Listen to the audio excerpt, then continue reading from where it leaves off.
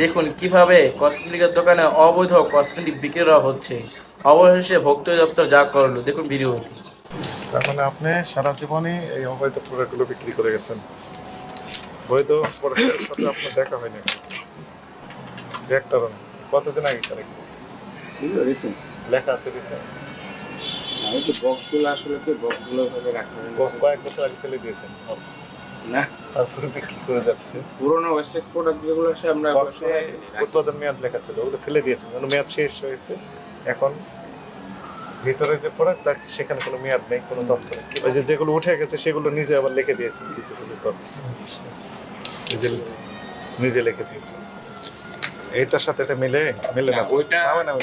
Box দেখালেন, box এই আছে যে ভিতরে আমি এই প্রোডাক্ট সামনে আমার যে এই প্রোডাক্টগুলো স্যার, এই যে এই প্রোডাক্টগুলো বক্স আছে ভিতরে প্রোডাক্ট বড় না, স্টক শেষ এক পিস ছিল শুনে তো সেটাই মেয়াদ উত্তীর্ণ নেই তো। মেয়াদের কোনো কারবারই নেই, অনেক আগে 300 টাকা লেগে দিয়েছেন।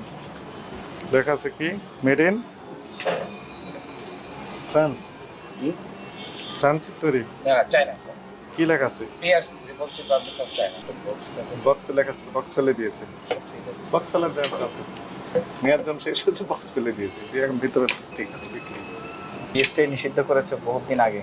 4K 8K হেভি মেটাল পাওয়া গেছে এগুলোতে। হ্যাঁ, এগুলো নিষিদ্ধ।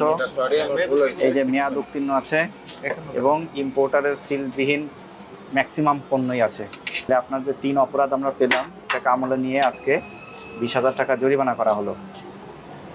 অবশ্যই কমেন্ট করে আপনাদের মতামত জানিয়ে যাবেন।